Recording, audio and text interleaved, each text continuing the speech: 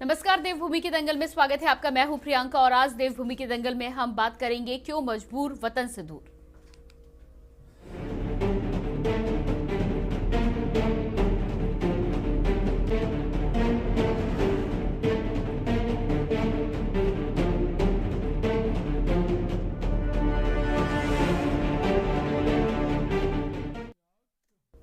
देश के आजाद होने के लगभग 75 साल बाद भारत की तस्वीर तो बदली, लेकिन आज भी देश में युवाओं के हालात नहीं सुधर पाए हैं। आज भी बेरोजगारी और महंगाई के चलते युवाओं को विदेशों का रुख देखना पड़ता है।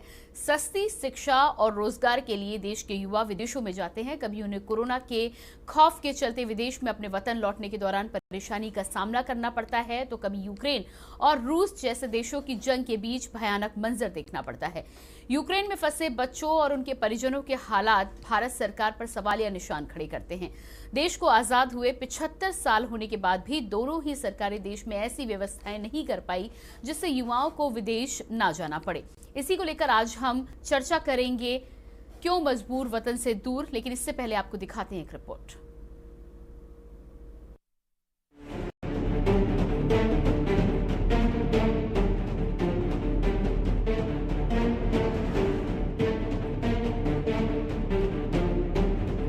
परिवार से दूर विनाशकाल के खौफ में देश के युवा फुटपाथों, बंकरों और बेसमेंटों में भूखे प्यासे रहने पर मजबूर है और इधर दूसरी ओर परिजन अपने बच्चों को सही सलामत घर लौटने की दुआ मांग रहे हैं। महंगाई, भ्रष्टाचार और बेरोजगारी की मार से बचाने के लिए परिजन विदेशों में अपने बच्चे को पढ़ाने और रोजगार के लिए भेजते हैं, लेकिन ऐसे खौफनाक मंजर को देखकर सभी का दिल दहल उठता है। देश के युवाओं को बस्ती पढ़ाई और रोजगार के लिए मजबूरन परिवार से दूर विदेशों में जाना पड़ता है। विश्व गुरु कहा जाने वाला भारत देश के युवाओं को उचित दामों पर शिक्षा और रोजगार नहीं मुहैया कर पाया। यूक्रेन में युवा मेडिकल की पढ़ाई के लिए जाते हैं, क्योंकि हमारे देश की तुलना में यूक्रेन में मेडिकल की पढ़ाई बेहद सस्ती है। यूक्रेन में पढ़ाई का खर्च 3.38 लाख रुपए है, तो वहीं उत्तराखंड में 18 लाख रुपए सालाना से ज्यादा खर्चा मेडिकल की पढ़ाई में आता है। इससे अच्छा तो साला मर जाते हम लोग। वहीं कोई आके मिसाइल मार देता, हमें कोई माँ बाप ही नहीं है, यहाँ पे कोई पूछना ही नहीं। देश के मेडिकल शिक्षण संस्थानों पर नजर। देश में लगभग 562 मेडिकल कॉलेज है, जिनमें लगभग 286 सरकारी मेडिकल कॉलेज है। देश भर में करीब 441 स्टेट यूनिवर्सिटी है। उत्तराखंड में करीब 24 यूनिवर्सिटी है। इनमें से 3 मेडिकल कॉलेज है। मतलब ये है कि देश में युवाओं की संख्या के मुकाबले शिक्षण संस्थान नहीं है। वही एडमिशन से लेकर नौकरी तक रिश्वत और भ्रष्टाचार के चलते कई युवा रोजगार पाने में असफल होते हैं। यूक्रेन में करीब 20,000 विद्यार्थी मेडिकल की पढ़ाई कर रहे हैं, क्योंकि भारत की तुलना में यूक्रेन में सस्ती फीस है। भारत में कुल 88,000 MBBS की सीटें हैं। समझता हूँ कि हब हो जाता है। हम देखते हैं कि भारतवर्ष के उत्तराखंड की राजधानी देहरादून में एक बहुत बड़ा एजुकेशन हब है, निश्चित तौर पे। अब दूसरी तरफ हम चले जाएं, आप देखिए कि जब खाड़ी युद्ध हुआ था तो कांग्रेस सरकार ने 2.5 लाख आदमी लेके अपने देश में आ गए थे, लेकिन क्या कारण हो रहे हैं कि आज हमारे बच्चे वहां पे जो पढ़ने गए, सरकार क्यों विफल है, उनको क्यों नहीं इतनी जल्दी ला पा रही। ना तो हमारे पास विमानों की कमी है, सेना के विमान है, प्रधानमंत्री जी के खुद के विमान है, हमारे पास एयर इंडिया है, चाहे अब आपने पीपी मोड में दे दी, लेकिन देश हित के लिए ऐसी चीजें जब युद्ध होते हैं तो आगे सब कंपनीज को आगे आना चाहिए। एक रिपोर्ट के मुताबिक नीट 2021 में लगभग 8 लाख से ज्यादा परीक्षार्थियों ने प्रतिभाग किया था, जिनमें से 7 लाख अभ्यर्थियों का डॉक्टर बनने का सपना पूरा नहीं हो पाया। वहीं चयनित अभ्यर्थियों के सामने भी प्रैक्टिकल की अनिवार्यता के साथ साथ नियुक्ति की राह बहुत कठिन हुई है। अब देखना यह है कि ऐसे हालातों में अब भारत की रणनीति क्या होगी। देहरादून से के न्यूज इंडिया के लिए हिना आजमी की रिपोर्ट।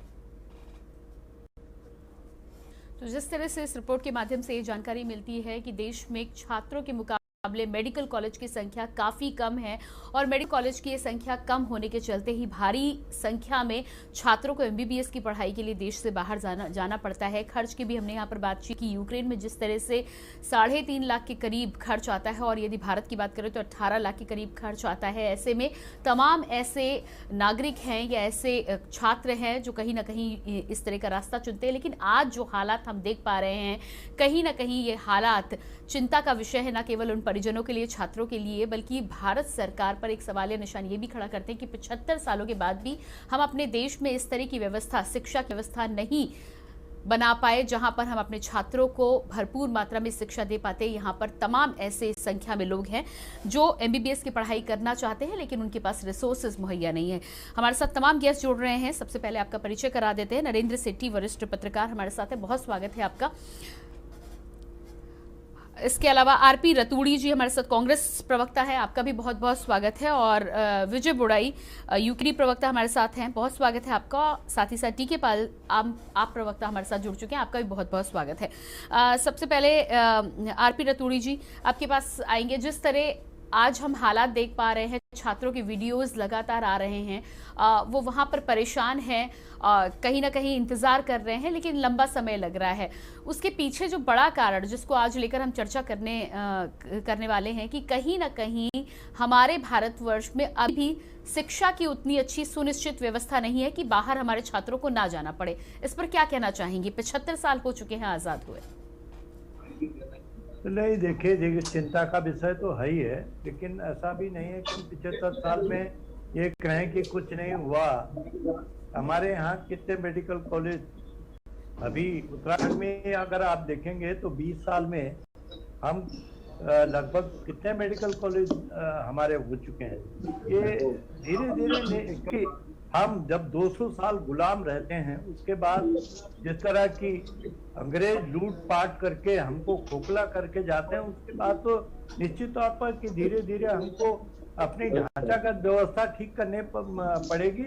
लेकिन निश्चित आज हमको और बेहतरीन करनी पड़ेगी। मैं ये मानता हूँ कि इसमें किसी एक व्यवस्था का नहीं, हमारा जो भौगोलिक व्यवस्था है और जिस तरह हमारा जनसंख्या अनुपात है, उसमें ये कहीं ना कहीं दिक्कत है, उसको हम सबको फेस करना पड़ रहा है। जी बिल्कुल। आरपी रतूड़ी जी, आपका जो कहना है वो आपका नजरिया हो सकता है, लेकिन कहीं ना कहीं हम जिस मुसीबत को भी महसूस कर रहे हैं, कोरोना के समय स्वास्थ्य सेवाओं को भी हमने देखा था, 75 साल हो जाने के बाद भी आज भी हमारी राजनीति जिस केंद्र के आसपास घूमती है उसमें जातियां और तमाम अन्य मुद्दे होते हैं। शिक्षा, स्वास्थ्य और ये जो बेसिक मुद्दे हैं जो होने चाहिए थे, उनमें कहीं ना कहीं विजन की कमी दिखाई देती है। यदि ये विजन कहीं हमें पहले मिल गया होता तो शायद आज हमारी स्थिति दूसरी होती। सीधा करेंगे, विजय बुड़ाई जी भी यूकेडी प्रवक्ता हमारे साथ बने हुए हैं। जी विजय बुड़ाई जी, आरपी रतूड़ी जी का कहना है कि हमारे पास बहुत कुछ है, यकीनन हमने डेवलपमेंट किया है, इतने सालों में विकास जरूर हुआ है, उससे नकारा नहीं जा सकता, लेकिन इसे हम ये मान लें कि ये इनफ है जो हो चुका है तो ये भी ठीक नहीं होगा, क्योंकि 1 अरब आबादी में यदि हम संख्या गिना है 562 मेडिकल कॉलेज, 286 सरकारी मेडिकल कॉलेज, तो ये कहीं से भी इसे आप पर्याप्त नहीं कह सकते। बिल्कुल बिल्कुल, आपने सही बात कही, ये पर्याप्त नहीं है और इसके लिए जो सरकारें रही हैं वो बहुत दोषी हैं। उन्होंने कभी इस बात को महसूस नहीं किया, समझा नहीं। शिक्षा जैसा महत्वपूर्ण विषय, और मैं समझता हूँ कि जितनी भी हमारे उत्तराखंड में सरकारें रही हैं, ध्यान नहीं। और मेडिकल की पढ़ाई छोड़िए, वो तो सामान्य शिक्षा जो हमारे यहाँ प्राथमिक और विद्यालय शिक्षा है उसको भी नहीं कर पा रहे या उच्च शिक्षा नहीं दे पा रहे हैं। तो ये इन दोनों जो हमारे राजनीतिक पार्टी रही हैं उनका दोष रहा है। और जो केंद्र में इस समय भाजपा सरकार है वो तो कहीं से कहीं तक शिक्षा जैसे महत्वपूर्ण विषय पर सोच भी नहीं रही है। जी आप देखिए शिक्षा नीति की क्या हालत है। आप देखिए कि मेडिकल की बात जैसे करें कि मेडिकल पढ़ाई करने के लिए वहां बाहर जाते हैं हमारे यहाँ से लोग बाग, तो वो उनकी स्थिति देखिए कि यहाँ नहीं मिल पाएगा। मेडिकल और पैरामेडिकल जो स्टूडेंट्स वहाँ जो शिक्षा यहाँ मिलनी चाहिए थी वो वहाँ जाके ले रहे हैं। और कम कम ऐसे में मिल रही। तो अभी एक छोटा सा देश जो है वो इतनी बढ़िया एजुकेशन दे सकता है, और हमारा इतना बड़ा विशाल देश, और इतने बातें हम कहते रहते हैं कि साहब हम ये कर सकते हैं, ये कर ले, लेकिन आपकी स्थिति कहाँ है?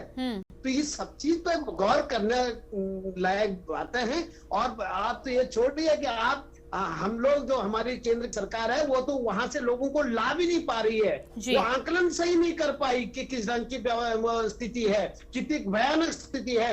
इसके लिए पहले से व्यवस्था करनी चाहिए थी। आज हाथ पर मार रहे हैं, और वो भी केवल आप बातचीत करके और बैठकें करके अपनी इतिश्री कर दे रहे हैं। प्रधानमंत्री जी हमारे बूथ लेवल पर वो कर रहे हैं, प्रचार करने की तैयारी में, लेकिन वो उनको चिंता नहीं है। तो ये तमाम बातें हैं, तो ये दर्शाती है कि किस प्रकार का आपका शिक्षा के प्रति जो रुझान है, या शिक्षा के प्रति आपकी जो चिंता है वो कितनी है।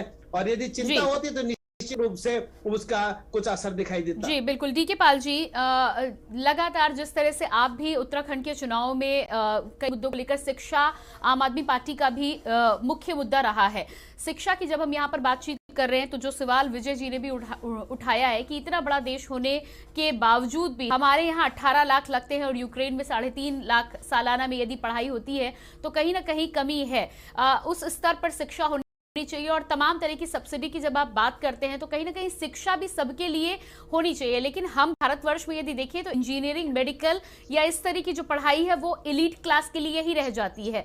इसके अलावा यदि लो मीडियम क्लास या कहीं ना कहीं गरीब तबका इस ओर आगे बढ़ना चाहे तो उसके रास्ते पहले से ही बंद होते हैं।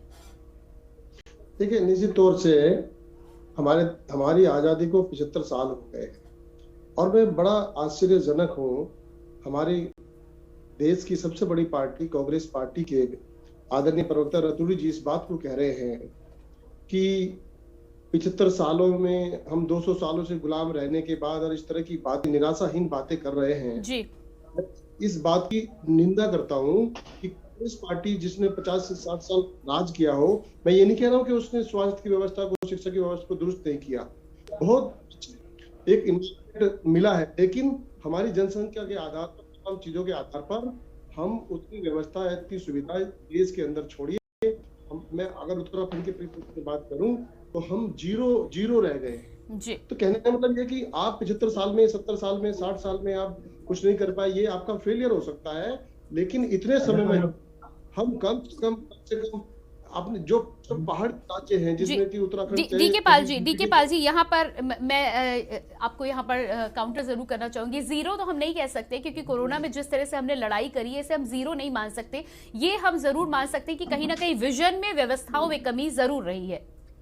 बिल्कुल नहीं, देखिए वो तो एक महामारी थी, उसमें तो कमियां रही हैं, उसमें तो हम लोगों को सुविधाएं दे ही नहीं पाए हैं।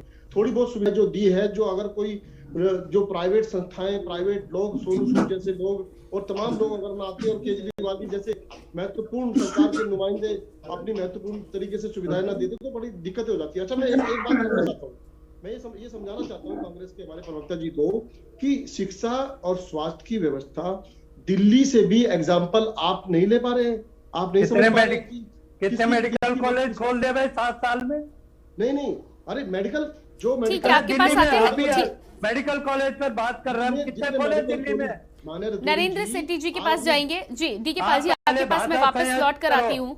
नरेंद्र सेठी जी, जिस तरह से आज हम विशेष तौर पर यूक्रेन में फंसे छात्रों को लेकर आज इस चर्चा को कर रहे हैं, और भारत की स्थिति को यदि हम देखें तो भारत में यदि टैलेंट की बात करें तो टैलेंट की कमी नहीं है, क्योंकि पूरे विश्व में यदि इंडियन डॉक्टर्स अपने टैलेंट का सिक्का मनवाते हैं तो यकीनन हमारे पास वो टैलेंट मौजूद है। लेकिन विजन की कमी जरूर रही है, और विजन की कमी जब कहीं भी किसी भी क्षेत्र में रहेगी तो राष्ट्र को उसका खामियाजा भुगतना पड़ेगा, चाहे हम वो रक्षा क्षेत्र की बात करें या मेडिकल क्षेत्र की बात करें या स्वास्थ्य क्षेत्र की बात करें। क्या आपको लगता है कि शिक्षा और स्वास्थ्य को लेकर अब समय आ चुका है? लगातार चुनाव हो रहे हैं, अभी भी तमाम जातिगत ध्रुवीकरण करने की कोशिश की जाती है, तमाम मुद्दे उठाए जाते हैं। शिक्षा और स्वास्थ्य वोटर के दिमाग में अब भी कहीं ना कहीं सेकेंडरी मुद्दा ही बनकर रह जाता है। बिल्कुल ठीक कहा आपने प्रियंका। ये सारा का सारा जितना भी सिलसिला है, ये पूरा का पूरा एक माइंडसेट से बीच में जी जी म्यूट कर दीजिए इनको। जो जितना मामला है, जितना बताया आपने, ये सारा माइंडसेट से रिलेटेड है। अब हम लोग क्या करते हैं, हमको ये तो मालूम है, हमारी सरकारों को ये तो मालूम है कि हमने चुनाव कितनी सजगता के साथ कराना है। उनको, हर सरकार को ये मालूम है कि हमको जो चुनाव में ईवीएम प्रणाली अपनानी है और चुनाव को हाईटेक कर दिया गया।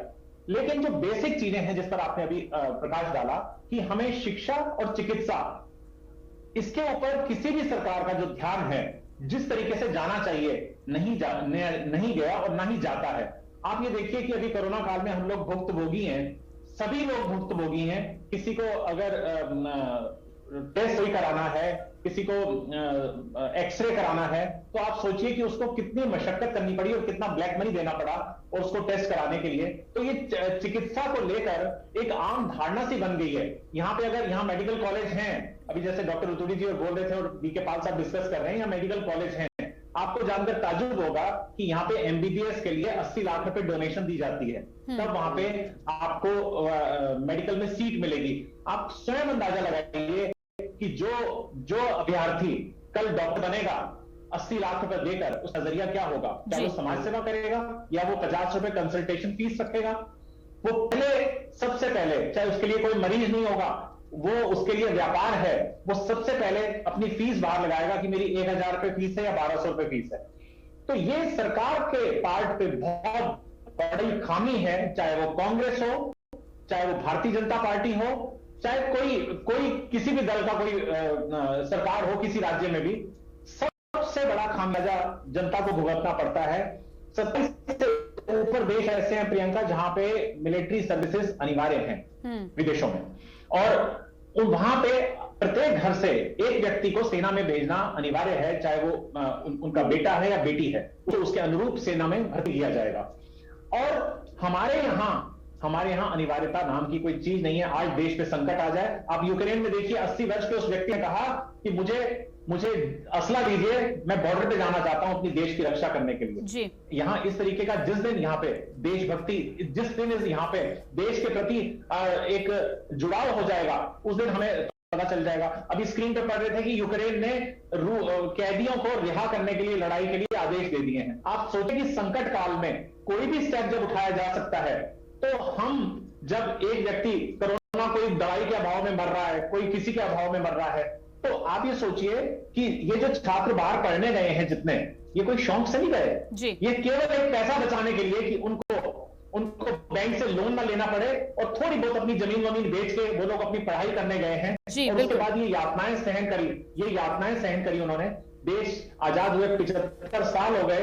मैं तो कहता हूं कि लानत है ऐसे देश को, ऐसे चलाने वालों को, इस देश को, जिन्होंने ये दिशा नहीं दे पाए कि आज तक हम अपनी चिकित्सा शिक्षा और बेसिक शिक्षा के जी बिल्कुल नरेंद्र जी नरेंद्र जी, एक छोटे से ब्रेक के लिए हम यहाँ पर रुकते हैं। आप सभी बने रहिएगा हमारे साथ। तो देवभूमि के दंगल में आज हम चर्चा कर रहे हैं जिस तरह से यूक्रेन में फंसे तमाम छात्र लगातार भारत सरकार से गुहार लगा रहे हैं कि उन्हें सुरक्षित अपने वतन वापस लौटा कर लाएं, और इसके पीछे बड़ी वजह भी मानी जा रही है कि कहीं ना कहीं यूक्रेन में तमाम एमबीबीएस के छात्र जो गए हैं, उसके पीछे वजह यह है कि भारत में एमबीबीएस की पढ़ाई इतनी महंगी है कि हर किसी के लिए वो खर्च वहन कर पाना मुमकिन नहीं। यही वजह है कि कहीं ना कहीं सस्ते मेडिकल शिक्षा के चलते यूक्रेन में वो तमाम छात्र गए हैं जो आज इस तरह का मंजर देख। इसी पर हम चर्चा कर रहे हैं, लेकिन फिलहाल रुकते हैं एक छोटे से ब्रेक के लिए। देखते रहिए के न्यूज।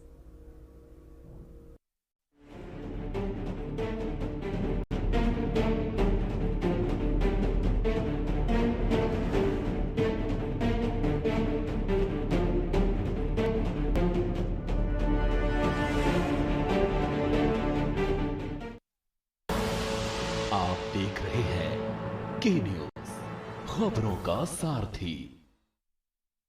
बहुजन समाज पार्टी की राष्ट्रीय अध्यक्ष बहन कुमारी मायावती जी की उत्तर प्रदेश की जनता से अपील है कि वे सामाजिक एवं आर्थिक परिवर्तन के महानायक महात्मा ज्योतिबा फूले, छत्रपति शाहूजी महाराज, नारायणा गुरु बाबा साहेब डॉक्टर भीमराव अंबेडकर व मान्यवर श्री कांशीराम जी आदि के सपनों को साकार करने तथा प्रदेश में विकास एवं कानून का राज कायम करने हेतु बीएसपी की सरकार बनाने के लिए पार्टी के सभी विधानसभा प्रत्याशियों को हाथी चुनाव चिन्ह के सामने वाले बटन को दबाकर उन्हें जरूर विजयी बनाएं।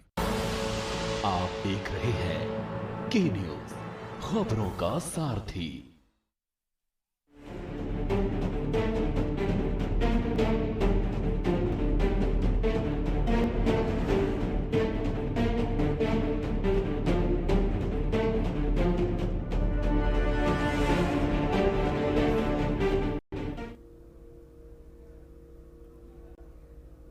ब्रेक के बाद एक बार फिर आपका बहुत स्वागत है देवभूमि के दंगल में। आज हम चर्चा कर रहे हैं क्यों मजबूर वतन से दूर लगातार यूक्रेन में फंसे छात्रों को लेकर जिस तरह से उन्हें वहां पर आज यातनाएं झेलनी पड़ रही हैं, भारत सरकार से मदद की गुहार लगा रहे हैं, लेकिन उसके पीछे की वजह क्या है, इस पर हम चर्चा कर रहे हैं। हमारे साथ तमाम गेस्ट बने हुए हैं। आरपी रतूड़ी जी, जिस तरह से आपका कहना है कि लंबे समय तक हम गुलाम रहे और बहुत कुछ हुआ है, यकीनन सरकारों ने बहुत कुछ किया है, इस बात से इनकार नहीं किया जा सकता कि हम 75 साल में कहीं नहीं आए, हम 75 साल में बहुत आगे निकलकर सामने आए हैं, लेकिन उसके बावजूद भी माफ कीजिएगा, यहां पर इससे पहले अपने दर्शकों को सीधे लखनऊ से बड़ी खबर बता देते हैं। बड़ी खबर आ रही है लखनऊ से। रमाबाई अंबेडकर मैदान में बवाल। लखनऊ से बड़ी खबर, रमाबाई अंबेडकर मैदान में बवाल। रमाबाई अंबेडकर मैदान के अंदर रखी गई है ईवीएम। मैजिस्ट्रेट लिखी गाड़ी को सपा कार्यकर्ताओं ने रोका। लखनऊ से बड़ी खबर, गाड़ी के अंदर मिला हथौड़ा और प्लास। गाड़ी के अंदर मिला हथौड़ा और प्लास। रमाबाई अंबेडकर मैदान में बवाल। कल उत्तर प्रदेश में 5वें चरण के चुनाव थे, सपा कार्यकर्ताओं का आरोप। तो ये आप तस्वीरें देख पा रहे हैं, रमाबाई अंबेडकर मैदान के बाहर की तस्वीरें हैं। मैजिस्ट्रेट लिखी गाड़ी को सपा कार्यकर्ताओं ने रोका है और उसकी छानबीन करने पर हथौड़ा और प्लास उस गाड़ी से बरामद हुआ है। इसको लेकर सपा कार्यकर्ता रमाबाई अंबेडकर मैदान के पास बवाल करते हुए नजर आ रहे हैं। आप देख पा रहे हैं तस्वीरें, लखनऊ की ये तस्वीरें हैं। रमाबाई अंबेडकर मैदान में बवाल। गाड़ी आप देख पा रहे हैं, लखनऊ मैजिस्ट्रेट, जिला मैजिस्ट्रेट की गाड़ी यहां पर है और सपा कार्यकर्ताओं को उस गाड़ी में से प्लास और हथौड़ा मिला है, जिसको लेकर सपा कार्यकर्ताओं ने नाराजगी जाहिर की है। भारी संख्या में समर्थक। और इसी खबर पर हमारे साथ लखनऊ से संवाददाता मोहम्मद शफी जुड़ चुके हैं। जी मोहम्मद शफी, ये जो तस्वीरें हम देख पा रहे हैं, मैजिस्ट्रेट की गाड़ी में से हथौड़ा और प्लास निकला है, इसको लेकर सपा कार्यकर्ताओं ने आरोप लगाया है, क्या कहना है आपका? बिल्कुल, देखिए बात करें हम 23 फरवरी को चौथे चरण का लखनऊ में मतदान होता है 9 विधानसभा सीटों के लिए। चुनाव होने के बाद जो ईवीएम है वो रमाबाई अंबेडकर स्मारक में लाके रखी जाती है रूम में, और उसके बाद इसकी निगरानी के लिए जो सभी पार्टियां हैं, तो चाहे समाजवादी पार्टी हो चाहे बीएसपी हो, सभी पार्टियों ने यहाँ पर एक टेंट लगा रखा है और 5 दिन हो गया इसकी निगरानी कर रहे हैं। तो आज वही अगर बात करें हम, कोई भी गाड़ी अंदर जाने के लिए मना है, किसी अधिकारी या कोई पुलिस किसी की भी अंदर गाड़ी एंट्री नहीं है। लेकिन आज अगर बात करें हम, तो सरकारी विभाग की गाड़ी जो कि आरोप लिखा हुआ है, उसके अधिकारी अंदर जाने की कोशिश करते हैं, तो वही समाजवादी पार्टी के जो कार्यकर्ता है, जो नेता है, उस गाड़ी को रोकते हैं, पूछताछ करते हैं, और जब उसकी जांच की जाती है तो गाड़ी से छेड़ने, हथौड़ी और चाबी और ईवीएम को लॉकिंग होती है वो उसके अंदर मिली है। और क्योंकि हथौड़ी में जिस तरीके से ये मामला सामने, उसके बाद यहाँ पर लगातार जो कार्यकर्ता है वो नाराज है और साफ तौर से उनका कहना है कि इसकी जांच होनी चाहिए। उन्होंने चुनाव आयोग से शिकायत किया है और प्रशासनिक भी शिकायत किया है। फिलहाल अब यहाँ पर अगर बात करें हम, गाड़ी परिसर के अंदर गई थी,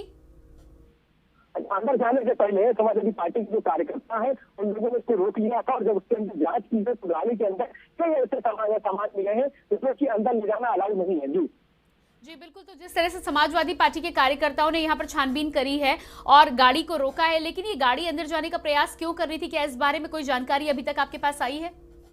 बिल्कुल, देखिए अगर अभी तक बात करें तो किसी अधिकारी ने इस पर कुछ भी बोला नहीं है, क्योंकि फिलहाल अभी जांच की जा रही है, सीसीटीवी खंगाले जा रहे हैं, इतना कुछ मामला था। लेकिन साफ तौर से अगर बात करें तो कार्यकर्ताओं का कहना है कि जिस तरीके से इसके अंदर छेनी, हथौड़ी, ताला और चाबी मिली है, तो कहीं ना कहीं जरूर ईवीएम खोलने की कोशिश की जा रही है। साफ तौर से अगर बात करें, कार्यकर्ताओं ने इल्जाम लगाया अधिकारी, क्योंकि इस पर मजिस्ट्रेट लिखा हुआ है, आरोप की गाड़ी थी और ये अंदर जाने की कोशिश कर रही थी। फिलहाल अब इस पर जांच चल रही है, लगातार जो अधिकारी यहाँ पर मौजूद है, चुनाव आयोग ने भी संज्ञान में लिया है और साफ तौर से कहा है कि आधे घंटे के अंदर हम बताते हैं कि क्या कुछ मामला था। जी बिल्कुल। तो चुनाव आयोग के अधिकारियों के द्वारा जिस तरह से आपने जानकारी दी कि छानबीन चल रही है, क्या आगे इस पर क्या कुछ कार्रवाई होगी? मैजिस्ट्रेट की गाड़ी में कौन अधिकारी सवार थे, इस बारे में कुछ जानकारी आप तक पहुंची है?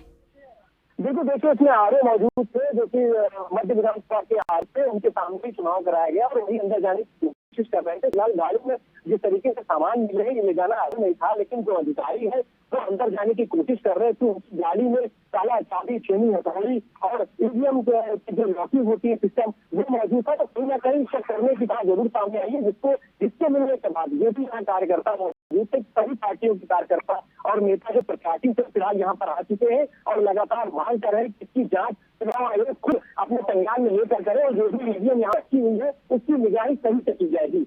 जी बिल्कुल, तो यहाँ पर कुल मिलाकर नियम का उल्लंघन किया गया है। आप नजर बनाए रखिए, जैसे ही आपके पास कोई अपडेट आएगी आपके पास वापस लौटेंगे। इस जानकारी के लिए बहुत बहुत शुक्रिया मोहम्मद शफी। तो यहाँ पर हमारे संवाददाता जानकारी दे रहे थे कि गाड़ी अंदर जाने का प्रयास कर रही थी। फिलहाल रुकते एक छोटे से ब्रेक के लिए, फौरन हाजिर होते हैं, देखते रहिए की न्यूज।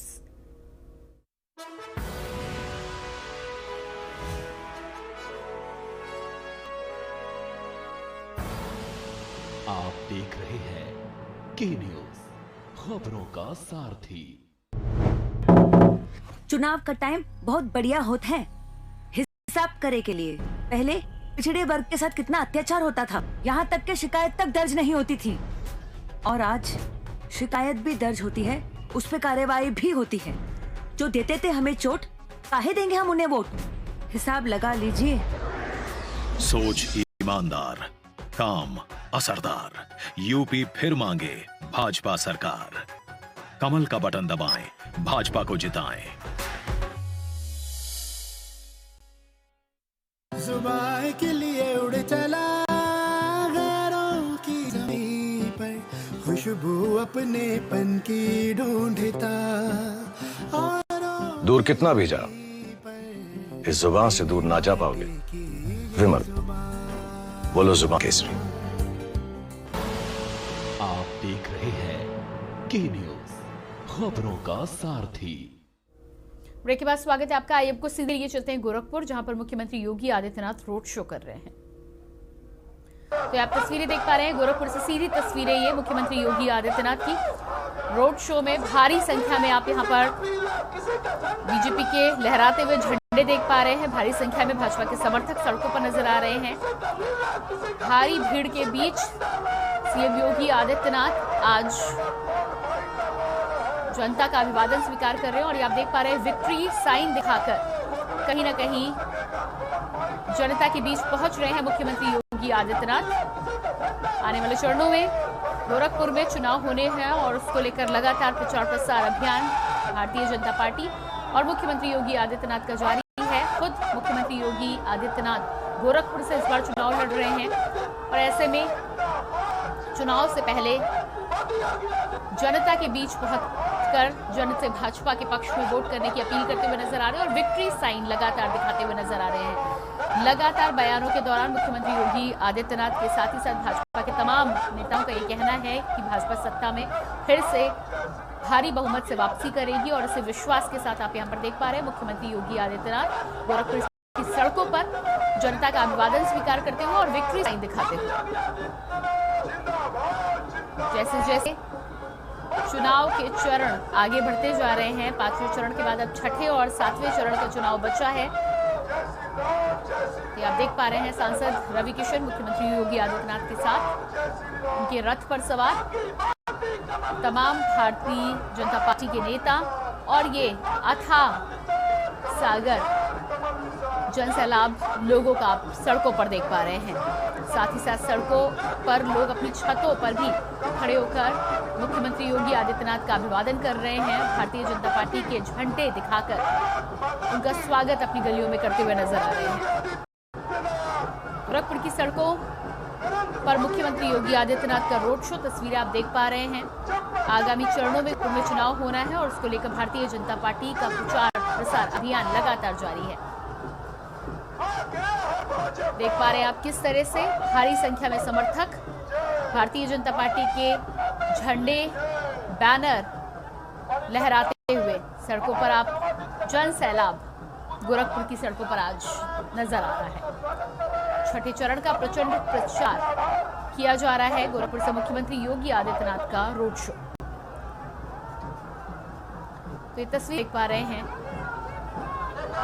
लगातार मुख्यमंत्री योगी आदित्यनाथ के साथ जल सैलाब आगे बढ़ता हुआ गोरखपुर की सड़कों पर आज भारी संख्या में भारतीय जनता पार्टी के समर्थक उतरे हुए हैं और घर घर जाकर लोगों से भारतीय जनता पार्टी के पक्ष में वोट करने की अपील करते हुए नजर आ रही है। तस्वीरें देख पा रहे हैं किस तरह से गाड़ियों के साथ ही साथ अथाह जन सैलाब नजर आ रहा है गोरखपुर की सड़कों पर। साथ ही साथ लोग अपनी बालकनियों पर भी खड़े होकर मुख्यमंत्री योगी आदित्यनाथ का अभिवादन कर रहे हैं। कोई घरों की छतों से भारतीय जनता पार्टी के झंडे दिखाकर समर्थन करता हुआ नजर आ रहा है, तो कहीं फूल बरसाकर लोग मुख्यमंत्री का स्वागत कर रहे हैं।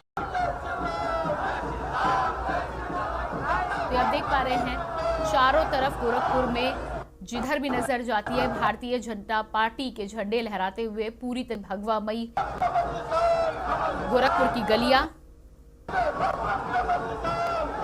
और मुख्यमंत्री योगी आदित्यनाथ की लोकप्रियता गोरखपुर में साफ दर्शा रही है कि जनता के बीच पहुंचकर लगातार जिस तरह से भारतीय जनता पार्टी अपील करते हुए नजर आ रही है और साथ ही साथ मुख्यमंत्री योगी आदित्यनाथ विक्ट्री साइन भी जनता के बीच पहुंचकर दिखाते हुए नजर आ रहे हैं। आत्मविश्वास से भरपूर भाजपा का एक एक कार्यकर्ता सड़कों पर भारतीय जनता पार्टी के झंडे लहराता हुआ और जनता के बीच कहीं न कहीं भारतीय जनता पार्टी के लिए हवा बनाता हुआ।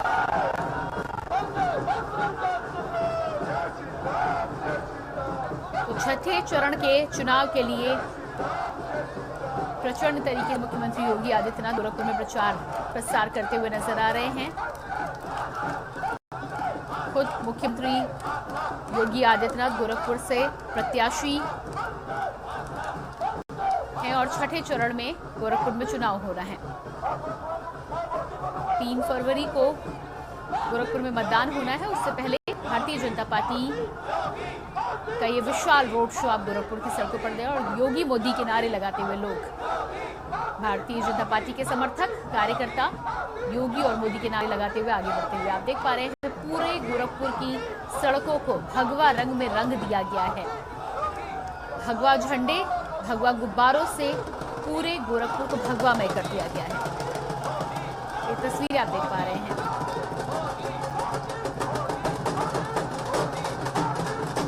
और इसी पर हमारे साथ संवाददाता यशी शुक्ला गोरखपुर से जुड़ चुकी हैं। जी यशी, क्या कुछ माहौल, क्या कुछ नजारा आप गोरखपुर में देख पा रही हैं?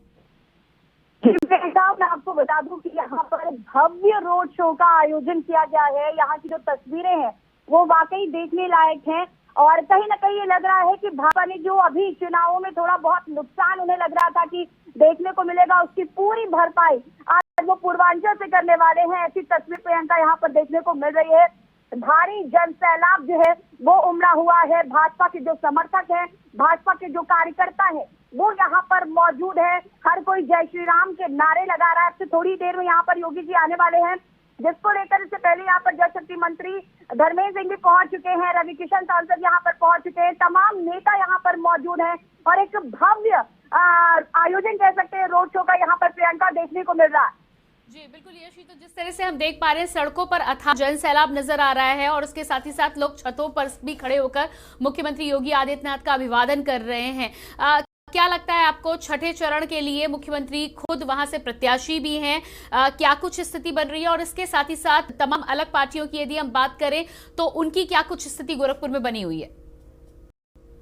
जी बिल्कुल, बात करें यहाँ पर जन सैलाब की तो प्रियंका देखने लायक जन सैलाब उमड़ा हुआ है। पैर रखने की जगह यहाँ पर नहीं मिल रही है। आप लगातार तस्वीरें देख रही हैं यहाँ पर कि किस तरीके से जन सैलाब उमड़ा हुआ है।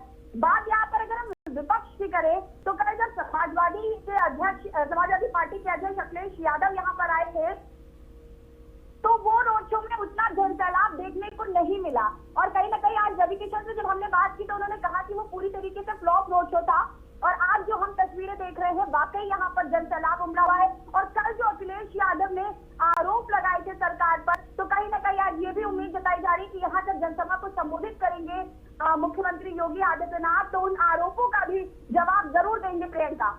जी बिल्कुल, इसके अलावा हम सड़कों पर जिस तरह से देख रहे हैं पूरी सड़कों को भगवामय कर दिया गया है। इस तरह से देखा जा सकता है कि भारतीय जनता पार्टी के कार्यकर्ताओं ने भी बढ़ चढ़कर मुख्यमंत्री योगी आदित्यनाथ के रोड शो को सफल करने में पूरी मेहनत लगाई है। जिस तरह से प्रधानमंत्री नरेंद्र मोदी काशी में बूथ समर्थकों को जीत का मंत्र देते हुए नजर आए, क्या लगता है आपको कि जोश कहीं ना कहीं गोरखपुर में भी नजर आ रहा है?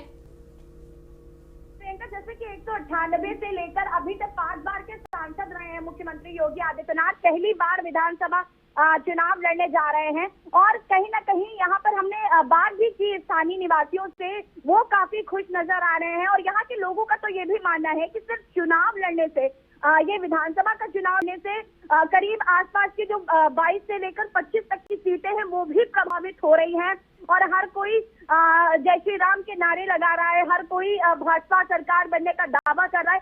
तो इस तरीके की तस्वीर यहाँ पर प्रियंका देखने को मिल रही है। जी बिल्कुल। सपा सुप्रीमो कई बार गोरखपुर की बात करते हैं तो बार बार पूछते हुए नजर आते हैं मेडिकल के क्षेत्र में क्यों मुख्यमंत्री जी ने कुछ नहीं किया, क्यों सड़कों के हालात खस्ता हाल है। कई मंचों से वो इस बात का जिक्र करते हुए नजर आते हैं। गोरखपुर पहुंचकर क्या लगता है आपको कि वहां की जनता भी इन सवालों को क्या उठा रही है? प्रियंका, यहाँ पर अगर हम बात करें तो इस तरीके के सवाल मुझे कहीं खास नजर नहीं आए, क्योंकि मैंने यहाँ पर बहुत सारे लोगों से कनेक्ट करने की कोशिश की, उनसे बात करने की कोशिश की। तो जिस तरीके से हम सभी जानते हैं कि गोरखपुर को मुख्यमंत्री योगी आदित्यनाथ का गढ़ कहा जाता है और वो वाकई यहाँ पर नजर आता है। और यहाँ पर हम देख सकते हैं कि यहाँ की जो व्यक्ति, यहाँ के जो लोग हैं, निवासी हैं, उनके दिल मुख्यमंत्री योगी आदित्यनाथ है। और कल जो सपा का समाजवादी पार्टी का जो रोड शो था वो देखकर और आज का जो जन सैलाब देखकर लग रहा है कि कहीं ना कहीं भाजपा का पलड़ा जो है वो ज्यादा भारी है प्रियंका। और यहाँ पर एक आज अलग तस्वीर जो है वो देखने मिल रही है। लेकिन जैसे कि मैंने आपको पहले बताया कि कल जो आरोप यहाँ पर लगाए थे पूर्व मुख्यमंत्री अखिलेश यादव ने, आज कहीं ना कहीं उन सवालों के जवाब जरूर देंगे मुख्यमंत्री योगी आदित्यनाथ, ऐसे कयास लगाए जा रहे हैं। जी बिल्कुल। तो यहाँ पर रथ पे हम देख पा रहे हैं मुख्यमंत्री योगी आदित्यनाथ के साथ भारतीय जनता पार्टी के तमाम नेता, सांसद रवि किशन भी लगातार उनके साथ लगे हुए हैं इस रथ यात्रा में। कितनी लंबी ये रथ यात्रा चलने वाली है और उसके बाद जिस तरह से आप जानकारी दे रही है कि जनसभा को संबोधित करेंगे, कितनी देर बाद जनसभा को संबोधित करने के लिए मुख्यमंत्री पहुंचने वाले हैं? मुख्यमंत्री की अगर हम बात करें तो वो अब से थोड़ी ही देर में यहाँ पर जनसभा को भी संबोधित करेंगे। साथ ही साथ आपको ये भी हम बता दें कि तमाम मंत्री जो है वो भी यहाँ पर मौजूद है। जनसभा को संबोधित करने के बाद उनका रोड शो शुरू होगा। यहाँ पर टाउन हॉल से इस रोड शो की शुरुआत की जाएगी जो कि विजय चौक तक जाएगी। और आपको बता दें तमाम बाइक रैलीज जो है वो भी यहाँ पर निकाली जा रही है। तमाम उनके समर्थक जो है ऑटोज में हम देख रहे हैं कि ऑटो वाले जो है उनके साथ उनके समर्थक ऑटो में बैठे हुए हैं, भाजपा का झंडा लगा हुआ है, जय श्री राम के नारे लगाए जा रहे हैं। प्रियंका, वाकई एक अलग माहौल यहाँ पर आज देखने को मिल रहा है। जी बिल्कुल यशी, तो यकीनन आप वहां पर नजर बनाए रखिए। जैसे ही आपको मंत्री जनसभा को संबोधित करने जाते हैं आपके पास वापस एक बार फिर से लौट कर आएंगे। इसी बीच जानकारी आपसे ये भी लेना चाहेंगे कि माना ये जा रहा था कि जैसे जैसे चरण आगे बढ़ते जा रहे हैं वैसे वैसे भाजपा की स्थिति मजबूत हो जाए। गोरखपुर की यदि आप बात कर रहे हैं तो गढ़ यकीनन है, मुख्यमंत्री वहां पर लंबे समय से सांसद रहे हैं। समाजवादी पार्टी लगातार जिस तरह से घेरेबंदी करती हुई नजर आ रही थी, क्या लगता है आपको छठे चरण में क्या कुछ स्थिति रहने वाली है गोरखपुर और उसके आसपास के जिलों की? जी प्रियंका, जैसे कि मैंने आपको भी पहले ही बताया कि यहाँ पर हम जिस तरीके से चूंकि सांसद रहे यहाँ पर मुख्यमंत्री योगी आदित्यनाथ और अब वो विधानसभा चुनाव पहली बार लड़ने जा रहे हैं, लोगों में काफी उत्साह देखने को मिल रहा है। और मैंने आपको ये भी पहले बताया कि जो कमी भाजपा को लग रही थी इससे पहले वाले चरणों में, चुनाव चरणों में, वो उससे अभी मतलब उससे काफी ज्यादा उसकी भरपाई कह सकते हैं कि वो इन चुनाव में देखने को मिलेगी। जो नुकसान उस समय उठाना पड़ा उसकी पूरी जो भरपाई है वो भाजपा यहाँ पूर्वांचल को जीतने की कोशिश पूरी करेगी। प्रियंका जी बिल्कुल, मुख्यमंत्री योगी आदित्यनाथ तो प्रत्याशी के रूप में है, जनता यकीनन खुश नजर आ रही है, लेकिन आसपास के क्षेत्र में यदि बाकी भाजपा के अन्य प्रत्याशियों की बात करें तो कितनी कड़ी टक्कर में, और क्या समाजवादी पार्टी के प्रत्याशी भी उन बाकी प्रत्याशियों को टक्कर देते हुए कहीं मैदान में हैं?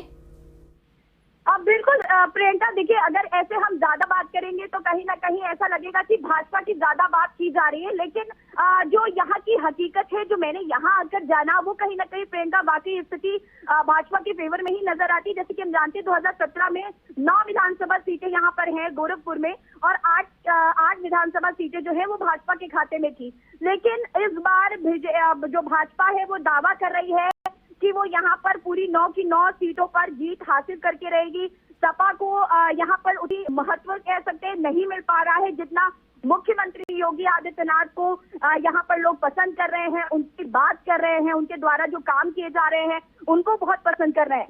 जी बिल्कुल यशी, इस तमाम जानकारी के लिए बहुत बहुत शुक्रिया। तो भगवा हुई है गोरखपुर नगरी, आप तस्वीरें देख पा रहे हैं। मुख्यमंत्री योगी आदित्यनाथ का रोड शो इस समय गोरखपुर की सड़कों पर चल रहा है। फिलहाल रुकते हैं एक छोटे से ब्रेक के लिए, जल्द हाजिर होते हैं। आप देख रहे हैं के न्यूज, खबरों का सारथी। भाजपा का संकल्प है, बढ़ेंगी सरकारी भर्तियां, तत्काल करेंगे खाली पदों पर नियुक्तियां। फिर मांगे भाजपा सरकार, फिर से बीजेपी, फिर से कमल का बटन दबाएं, भाजपा को जिताएं।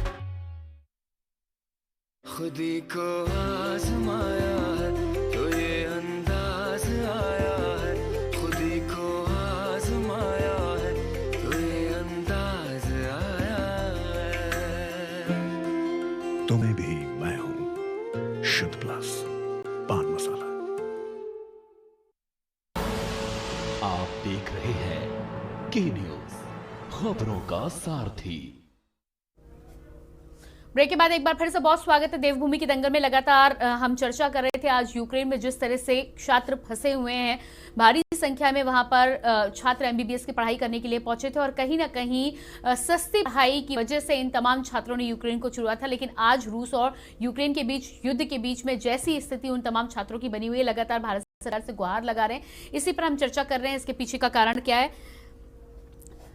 हमारे साथ लगातार डीके पाल जी बने हुए। डीके पाल जी, लगातार जिस तरह से हम आपसे चर्चा कर रहे थे, शिक्षा एक बहुत ही अहम मुद्दा है, लेकिन चुनाव की जब बात आती है तो कहीं ना कहीं इसे सेकेंडरी मान लिया जाता है। आज जिस तरह से हम विश्व का परिप्रेक्ष्य देख पा रहे हैं, कहीं ना कहीं हमारे भारतवर्ष में शिक्षा को लेकर, चिकित्सा को लेकर जो कमियां हैं उसका खामियाजा हमें कोरोना टाइम में भुगतना पड़ा है, और आज जो रूस और यूक्रेन की स्थिति बनी हुई है उसको लेकर भी स्थिति बनी हुई है। क्या आपको भी लगता है कि देर से ही सही, लेकिन कम से कम अब हमें अपनी आंखों को खोलकर इन तमाम चीजों की ओर ज्यादा ध्यान देने की आवश्यकता है, चाहे सरकारों की बात करें या जनता की बात करें। इस ओर यदि हमने ध्यान नहीं दिया तो आगे आने वाले समय में इसका खामियाजा हमें और अधिक भुगतना पड़ेगा। बिल्कुल, हम यही कांग्रेस के साथी रतोड़ी जी को कहना चाह रहे हैं। जिस प्रकार से दिल्ली के अंदर ये एग्जाम्पल सेट कर दिया है कि सबसे पहले अगर कुछ काम करने की आवश्यकता है तो शिक्षा पर और स्वास्थ्य पर आवश्यकता है। और आप देखिए कितनी गंभीरता से केजरीवाल जी ने और साथ में मनीष सिसोदिया जी ने मिलकर के दिल्ली के अंदर शिक्षा की व्यवस्था को विश्व स्तरीय शिक्षा का औहदा दे दिया है। और वहां गरीब का बच्चा भी एक इंग्लिश मीडियम स्कूल में पढ़ने की स्थिति में आ गया है। ये एक मात्र भर शुरुआत है। और इसी प्रकार से जितने पुराने हॉस्पिटल दिल्ली के अंदर जर्जर होते जा रहे थे, केजरीवाल जी ने, उनकी टीम ने, स्वास्थ्य मंत्री सत्येंद्र जैन जी ने मिलकर के दिल्ली के तमाम स्वास्थ्य केंद्रों को पहले तो दृष्टिकरण किया, उनको मजबूत किया, उनकी रिपेयरिंग करी, पेंट पॉलिश किया, फिर उनके अंदर मशीनों की व्यवस्था करी। तो ये दिल्ली से जो शुरुआत हुई है, ये निश्चित रूप से आम आदमी पार्टी देश में लेकर के जाएगी। मैं समझाना चाहता हूँ, पूरे देश के लोगों को बताना चाहता हूँ, ऐसी क्रांति लाने वाले जो भी कोई भी पार्टी हो, आम आदमी पार्टी ने को शुरुआत किया है। तो मैं समझता हूँ आम आदमी पार्टी के साथ में देश की जनता को खड़ा होना चाहिए। केजरीवाल जी की आइडियोलॉजी, जी बिल्कुल डीके पाल जी, काम बेहतर होना चाहिए। और इन मुद्दों पर मुझे लगता है कि कहीं ना कहीं यदि पार्टी को साइड में भी रखकर आप मिलजुल कर भी काम कर सकते हैं तो कहीं ना कहीं कदम आगे बढ़ाने चाहिए। नरेंद्र सेठी जी, जिस तरह से डीके पाल जी ने बात की, दिल्ली का मॉडल यकीनन एक बेहतरीन मॉडल है। और यदि हम एनसीईआरटी की बात करें तो जिस तरह से रिवाइज हुआ है, उसका पूरा सिलेबस रिवाइज किया गया, बहुत देर हमने कर दी हालांकि उसे रिवाइज करने में, लेकिन तभी कहीं ना कहीं शुरुआत की गई है। ये तो हुई बेसिक शिक्षा की बात, लेकिन उच्च शिक्षा की जब हम आज बात कर रहे हैं तो कहीं ना कहीं कमियां अभी भी बनी हुई हैं। खास तौर से सस्ती शिक्षा की यदि हम बात करें, यदि यूक्रेन दे सकता है, तमाम अन्य देश दे सकते हैं, तो भारत में आखिर क्यों नहीं मुहैया कराई जा सकती? बिल्कुल प्रियंका, मैं आपको एक दो उदाहरण बताऊंगा, आप देखिएगा। शिक्षा की जहां तक बात है तो ऐसे बहुत सारे स्वयंसेवी संस्थान हैं और कुछ इस तरीके के चैरिटी इंस्टीट्यूट्स हैं, चैरिटी इंस्टीट्यूट्स हैं। डीके पाल जी अपने फोन को अनम्यूट म्यूट कर दें आप। जी नरेंद्र जी अपनी बात जो यहाँ पे मतलब इतना उन्होंने वाइड स्प्रेड उन्होंने एजुकेशन का पैटर्न बनाया है कि वो काफी हद तक आप दिल्ली को भी क्रॉस करते हैं उनको। आप ये देखिए कि सबसे बेस जो होती हैं वो किसी देश के लिए, अगर वहां का नागरिक शिक्षित नहीं होगा, वहां का नागरिक अगर शिक्षित और स्वस्थ नहीं होगा तो वो देश तरक्की नहीं कर पाएगा किसी भी तरीके से। आज अगर बात होती है शिक्षा की तो यहाँ शिक्षा के बीच में इतनी बड़ी खाई है, एक इतनी बड़ी खाई है कि जिस खाई को भरा नहीं जा सकता। और आप ये देखिए कि जो पंच सितारा शिक्षा प्रणाली है देश में, 1 लाख भी 100 रुपए बढ़वा दिए अभी मगर चल 6 का कर देने तो 5 के ले। आप थोड़ा म्यूट कर दीजिए। मैं तो आपका ये लोन ना मुझे लग रहा है कि मुझे 1 साल के अंदर सारा इसको से कटवा दूंगा। जी म्यूट कर दीजिए प्लीज। हाँ, जो ये पंच सितारा शिक्षा व्यवस्था है जब तक उसमें और हम उसमें जो आम शिक्षा है उसमें हम गैप और ये जो खाई है इसको दूर नहीं करेंगे तब तक ये संभव ही नहीं है कि उसके बाद चाहे हम उनको विदेश जाने से कैसे रोकेंगे, जिनको वहां पे 5वें हिस्से पर उनको शिक्षा व्यवस्था उपलब्ध है नई गाड़ी में। हमें केवल जी डीके पाल जी आपसे अनुरोध करेंगे फोन को म्यूट कर दें आप। डीके पाल जी जी आपके पास मैं आती हूँ जी, आपके यहाँ जुड़ा हुआ है, आप अपने उसको चेक कराइए। ठीक है बिल्कुल जी। नरेंद्र जी आप अपनी बात पूरी करें। जी तो अभी हम जैसे देखा हमने हमारे पास जो आंकड़े हैं उसके हिसाब से करीब 10 लाख छात्र यूरोपीय देशों में पढ़ते हैं। अब 10 लाख छात्रों को आप ये देखिए कि 10 लाख छात्रों में से मात्र 5 लाख छात्र केवल अमेरिका में हैं। तो ये क्यों जाते हैं जब आज की उसमें देखा जाए माहौल में पूरा विश्व भारत की ओर आकर्षित है। यहाँ की संस्कृति, यहाँ की सभ्यता, यहाँ के पर्यटन, यहाँ की वादियों को लेकर, और उसके बावजूद भी हम लोग शिक्षा ग्रहण करने के लिए बाहर जा रहे हैं। हम सब कुछ यहाँ मुहैया करा सकते हैं, क्या हम अच्छे शिक्षण संस्थान या मेडिकल कॉलेज या इंजीनियरिंग कॉलेज सिर्फ एक टैग लेने के लिए जो हमारा यहाँ का छात्र जाता है कि मैंने ऑक्सफोर्ड से शिक्षा ग्रहण की है या मैंने यूक्रेन से की है, मैंने स्वीडन से या स्विट्जरलैंड से पढ़ी है, तो ये वाला खाई को भी जब भारत इतनी तरक्की की ओर अग्रसर है तो इस वाली खामी जी बिल्कुल। नरेंद्र जी इस मामले में भी यदि हम बात करें तो जब दुनिया के टॉप 100 चाहे यूनिवर्सिटीज की बात करें या कुछ बात करें तो भारत कहीं ना कहीं उन 100 में शामिल नहीं होता। हम लगातार हर क्षेत्र में कहीं ना कहीं जब तरक्की करने की कोशिश कर रहे हैं तो हमें इस ओर ध्यान देने की जरूरत है। और इससे ये साफ पता चलता है कि कहीं ना कहीं जो हमने लापरवाही करी है इस क्षेत्र में उसका खामियाजा हमें उस लिस्ट में भुगतना पड़ता है। तमाम छोटे बड़े देश उस 100 में टॉप 100 की लिस्ट में शामिल होते हैं, लेकिन हमें हर बार वहां पर पीछे ही रहना पड़ता है। और इसके साथ में आप देखेंगे कि सरकार की ऐसा है कि इच्छा शक्ति अगर होगी ना तो इच्छा शक्ति के साथ सरकार कुछ भी कर सकती है, ऐसा नहीं है।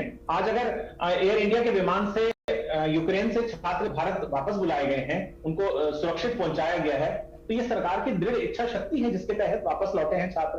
जी। अगर अभिनंदन पाक सैनिकों के कब्जे में आ गए थे तो उनको जब वापस लाया गया तो अंतर्राष्ट्रीय दबाव के तहत उनको वापस लिया गया, तो ये इच्छा शक्ति थी सरकार की। सरकार अगर इन जगहों पर अपनी इच्छा शक्ति शो कर सकती है तो मुझे लगता है कि बाकी स्थानों पर भी सरकार चाहे तो हर शिक्षा के क्षेत्र में, चिकित्सा के क्षेत्र में, उच्च शिक्षा के क्षेत्र में ये सब चीजें पूरी हो सकती हैं। जी बिल्कुल, आप दोनों ही बने रहिएगा हमारे साथ। एक छोटे से ब्रेक के लिए हम यहाँ पर रुक रहे हैं। तो देवभूमि के दंगल में लगातार हम चर्चा कर रहे हैं जिस तरह से यूक्रेन में तमाम भारतीय छात्र फंसे हुए हैं, भारत सरकार से लगातार गुहार लगा रहे हैं। उसी पर हम चर्चा कर रहे हैं कि आखिर इन छात्रों को वहां जाकर यदि ऐसी स्थिति देखनी पड़ रही है तो इसके पीछे की वजह क्या है, चर्चा कर रहे हैं। फिलहाल रुकते हैं एक छोटे से ब्रेक के लिए, फौरन हाजिर होते हैं।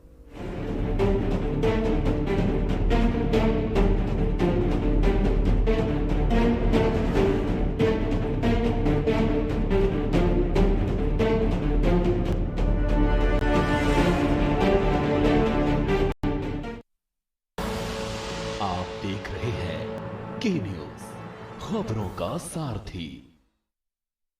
बहुजन समाज पार्टी की राष्ट्रीय अध्यक्ष बहन कुमारी मायावती जी की उत्तर प्रदेश की जनता से अपील है कि वे सामाजिक एवं आर्थिक परिवर्तन के महानायक महात्मा ज्योतिबा फूले, छत्रपति शाहूजी महाराज, नारायणा गुरु, बाबा साहेब डॉक्टर भीमराव अंबेडकर व मान्यवर श्री कांशीराम जी आदि के सपनों को साकार करें तथा प्रदेश में विकास एवं कानून का राज कायम करने हेतु बीएसपी की सरकार बनाने के लिए पार्टी के सभी विधानसभा प्रत्याशियों को हाथी चुनाव चिन्ह के सामने वाले बटन को दबाकर उन्हें जरूर विजयी बनाएं।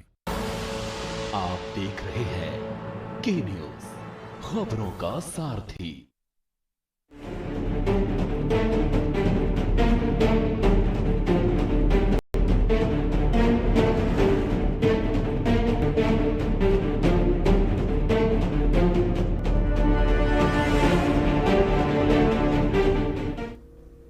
ब्रेक के बाद एक बार फिर से बहुत स्वागत है आपका देवभूमि के दंगल में। आज हम लगातार चर्चा कर रहे हैं क्यों मजबूर वतन से दूर तमाम छात्र जो यूक्रेन में फंसे हुए हैं, उसी को लेकर हम चर्चा कर रहे हैं। हमारे साथ नरेंद्र सेठी जी वरिष्ठ पत्रकार जुड़े हुए हैं, साथ ही साथ डीके पाल जी आम आदमी पार्टी के प्रवक्ता जुड़े हुए हैं। डीके पाल जी, जिस तरह से नरेंद्र जी का भी कहना है कि कहीं ना कहीं, और जिस बात का जिक्र हमने पहले भी किया था कि यदि टैलेंट की बात करें तो टैलेंट की कोई कमी नहीं है भारतवर्ष में।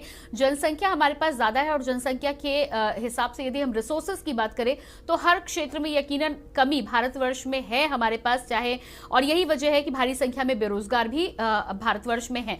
लेकिन अब हम जिन स्थितियों को देख रहे हैं, कहीं ना कहीं तमाम स्वार्थ, तमाम जो राजनीतिक महत्वाकांक्षाएं भी हैं, कि आप लगता है कि उससे किनारे रखकर एक बार राष्ट्रवाद की जो बात करते हुए नजर आते हैं, चाहे वो प्रधानमंत्री नरेंद्र मोदी हैं। स्वार्थ यदि हम उनको हटा दें तो राष्ट्रवाद के लिए हर एक व्यक्ति को सोचना होगा और उस ओर एक विजन बनाकर तैयारी करने की जरूरत है, तभी हम इस क्षेत्र में कुछ कर पाएंगे। देखिए, हमारे आदरणीय शेट्टी साहब एक बहुत ही वरिष्ठ जर्नलिस्ट हैं, राज्य के बहुत ही सम्मानित व्यक्ति भी हैं और उनकी सोच भी बहुत दूरदृष्टिवादी है। मैं इच्छा शक्ति जो उन्होंने बात कही है, निश्चित रूप से अगर किसी भी राज्य में किसी भी मुख्यमंत्री की या किसी भी देश की किसी की प्रधानमंत्री की इच्छा शक्ति और उसकी टीम जो जिसको हम कैबिनेट बोलते हैं, अगर उसकी इच्छा शक्ति है तो हम स्वास्थ्य की और शिक्षा की व्यवस्था को पूरे देश में मजबूत बना सकते हैं। तो हाई जल्दी काम कराओ, मेरा है उसको भी हम दुरुस्त कर सकते हैं। मैं इसलिए नहीं कह रहा हूँ कि मैं आम आदमी पार्टी का कार्यकर्ता हूँ या उसका इसलिए कह रहा हूँ दिल्ली में इसकी नींव रख दी है।